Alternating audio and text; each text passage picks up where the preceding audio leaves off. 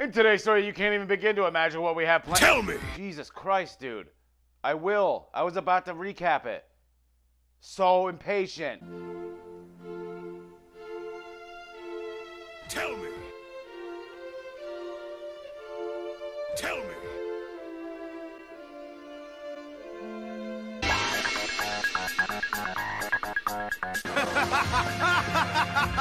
That was funny. Get ready to tell me, all my fellow feature outlaws. This is Card Game vs. Humanity, and I am the NAKK. Time for another Yu-Gi-Oh! Duel Monsters recap that the week just wouldn't feel right without. Don't worry, I'm just as happy as you are that the big five are about to be banished face down at the end of the episode. If you enjoyed, don't forget that sub, that bell, that like, become a member of the channel, the Patreon if you want to support me. Leave a comment telling me if you think it's just as unbelievable that this entire episode was actually just the duel with no outside commentary or storyline to interrupt it. That might be a first. Just like it's a first that this card, Dragon Revival Ritual, even exists. Mostly because we needed a way to get around the whole 5 Dragon Fusion requirement. Oh, and that part about us needing monsters for its summon? Don't worry, we have 5 deck masters we can just bring to the field at any time we want, like some jank-ass pendulum summon that no one argues with. Everyone literally calls out their bullshit for making up rules as they go along. Everyone but Yugi, who's just excited that cheating is now allowed again so he can go crazy with it. Also, I'm pretty sure both Deep Sea Warrior and Nightmare Penguin are water types, so this doesn't even make sense to begin with. You can't leave us!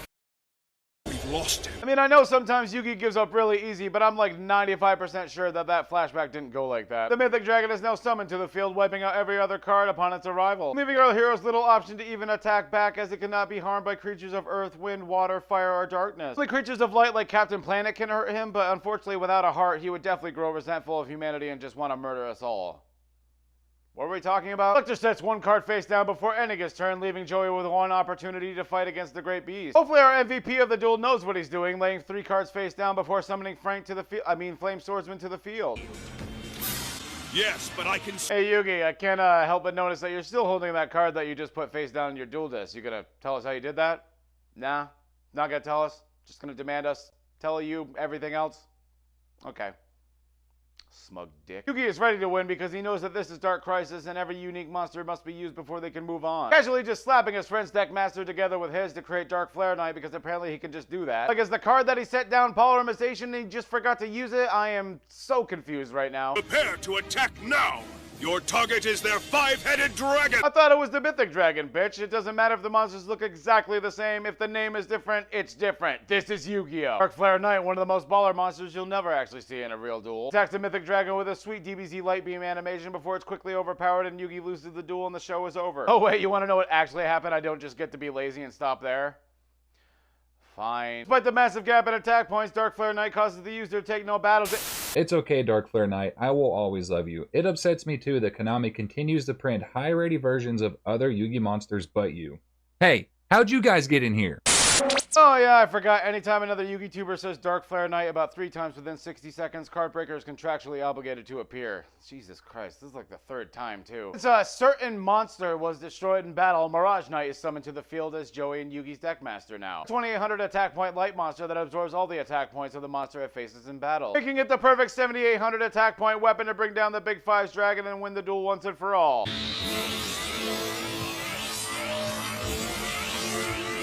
Oh wait, never mind, I take that back, he's clearly drunk. By having the accuracy of your wasted uncle behind the wheel, Mirage Dragon successfully lands a zigzag-like slice down the Mythic Dragon, destroying this all-powerful monster in one turn, just like every other villain's monster that gets talked about longer than it actually stays out on the field. Unfortunately for our heroes, Lecter floats down casually to the ground, seemingly only taking 600 life points of damage and not being affected by what just happened. I demand to know what's going on, but I'm sorry, please call again later. Lecter is currently doing Mark Hamill last for about 5 minutes straight. Seriously, he does that a lot. He activates the final Dark Crisis card to be revealed to deal with Dark Ruler. This one only being half fake as it trades in their Mythic Dragon for the Berserk Dragon. Another monster with 3500 attack that you'll probably never actually see in a real duel. Please don't let them destroy your deck master! Thanks, Serenity. That's just stellar fucking advice. Back to Yugi's turn and he draws in a magical hats, also known as the 5 minutes till end of duel card, using his deckmaster ability to duplicate the effect of any magic card on the field for a mere 1000 life points. That's fucking amazing, and I'm genuinely upset that he hasn't used it before. Now that our heroes have 2 sets of 4 hats protecting their monsters, it would take forever for this dragon with hair that only a mother could love to blast through them all before they come up with some sort of strategy. But because we're running out of time, this dragon can actually hit 4 monsters at once and will hit its target if it wants to. Yugi hit each monster in 4 hats. Dragon can attack attack 4 hats at once? Oh, I get it! Very good, Taya. There's 4 hats, and he can attack 4 monsters. Now you're getting it. Because it's super frickin' impolite to wear hats in a place of business, launching all 4 fireballs at our heroes when he seemingly has no way to defend himself. I tried my best, Tristan! Don't give up, you protect Yugi with your life! No! What are you doing, Joey? What am I gonna do? I'll save you, buddy. No, don't do it, Joey! Guys, stop. The budget ran out already. Man, I love peanut butter. Here is a man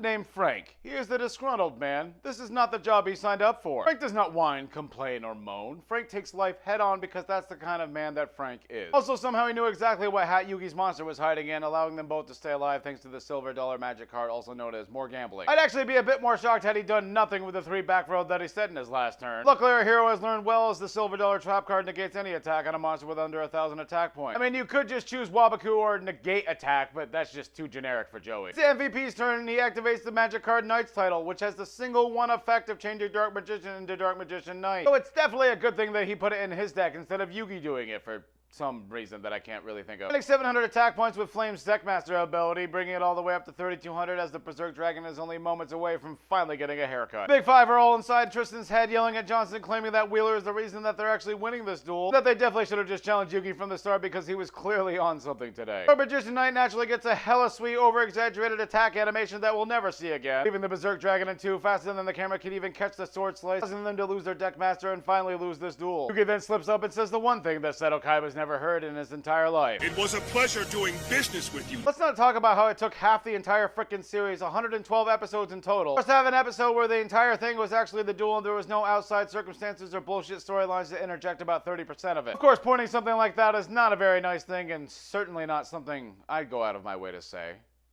Not me. Hopefully now our heroes will finally get Tristan's body back from the Big 5, who are quite well known for upholding their end of the bargain. Oh look, they're just gonna do what they did before and try to take everyone's body by force. I wonder what could happen. Now to take 5 more bodies! Man, it's sure a good thing that Yugi caught that Wobbuffet earlier, else it would be totally screwed. Noah does what he does best and teleports the Big 5 along with Tristan's body, leaving our gang to lament the possibility that Tristan may be stuck in this monkey suit for the rest of his life. And if I had to choose between being a corpus stooge and being inside a robot monkey body, well, you already know what I'd go with. The episode ends with Noah taking the Big 5 to the Chamber of the Sages, listening to them all beg one last time for another chance at some sweet young teenage bodies to control. Unfortunately, Noah's gotten too many complaints on his site and can no longer deal with their drama, sending them off into different parts of the virtual world while I'm just sitting there wondering why they're all standing on a giant computer chip. Well, that's it for this week's episode. I want to thank you all for watching, and of course a shout out to all my channel members and patrons. Abyss Rising, Blister Break, 3 p.m. tomorrow. You should be there. Live stream, 80 blisters, gonna be fun. We pulling alties.